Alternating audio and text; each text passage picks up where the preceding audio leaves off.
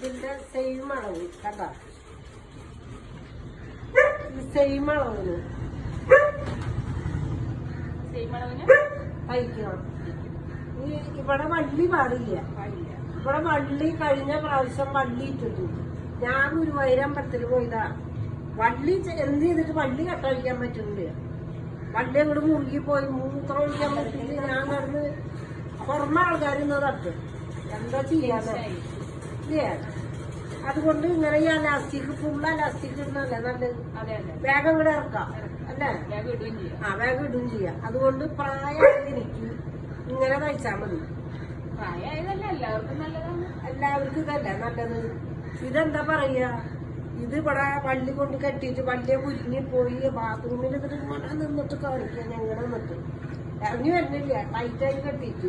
അപ്പൊ അതുകൊണ്ട് ഇതാകുമ്പോ നമുക്ക് സിമ്പിളായിട്ട് മനസ്സും ശരീരം റിലാക്സ് ആയിട്ട് മൂത്രം ഒഴിച്ചിട്ട് ഇറങ്ങി പോരാ അല്ലേ?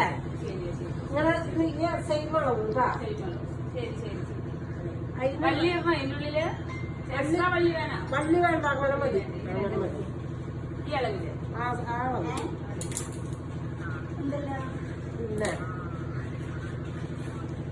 ഇതാണ് അതിന്റെ തുണിയിട്ടാ എലാസ്റ്റിക് വെച്ചടിക്കണം. പ്രായമായവർക്ക് എപ്പോഴും ഇതാണ് നല്ലത്. യാത്ര സുഖം. ഇത് നമുക്ക് വണ്ടി മുറുക്കി കെട്ടിയിട്ട് എന്തൊരു അസ്വസ്ഥത എന്ത് ചെയ്യും നമ്മള്. അതന്നെ പറ്റും നമുക്ക് ടെൻഷനും. അതന്നെ ഈ ചുരിദാർ ഇതിന്റെ പൈജാമ ഒരു കാരണവശാലും കൂട്ടി കെട്ടിയിടാൻ പറ്റില്ല. അപ്പൊ അതുകൊണ്ട് പ്രായമായവർക്ക് ഉചിതമായ ഒരു മാർഗമാണ് ഇത്. എല്ലാവരും ഇത് തന്നെ ഫോളോ ചെയ്യുന്ന എനിക്ക് പറയാനുള്ളത്. ശരിയാണ്, നല്ല കാര്യം. നമുക്കായാലും പാന്റിന് എപ്പോഴും വള്ളിനേക്കാളും നല്ലത് ഇലാസ്റ്റിക്. പിന്നെ ഇത് ടോപ്പ് തയ്ക്കാൻ ഈ പുറത്തു കൂടെ വലിക്കുന്ന സിബ് വേണ്ട.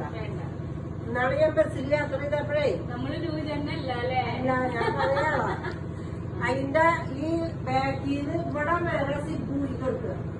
ആ പെണ്ണ് എന്ത് ചെയ്യാൻ പറ്റും? അവസാനം അതിന്റെ തല ഷോള് പൊളിച്ചിട്ട് ഇറങ്ങിപ്പോയി. ഇവിടെ നേരെ തുറക്കുന്ന സാധനം വെക്കുന്നവരുടെ കാര്യമുണ്ടാവും. വെറുതെ ഫാഷൻ കളിക്കുന്നു. അപ്പൊ ഇതിന് ബാക്കില് സിബ് വേണ്ട. നമ്മള് തലയെ കൂടി ഇടുന്നൊരു ആരും വന്ന് വലിച്ചു വിടില്ല. പിന്നീട് ബസ് യാത്രയിൽ ഇങ്ങനെ നിൽക്കുമ്പോ വേറെ അടുത്ത് വന്ന് സിബ് ഒറ്റ താത്തലാണ്. ആരാ ചെയ്തതെന്ന് ചിലപ്പോ ചില സമയങ്ങളിൽ നമുക്ക് കണ്ടുപിടിക്കാൻ പറ്റും.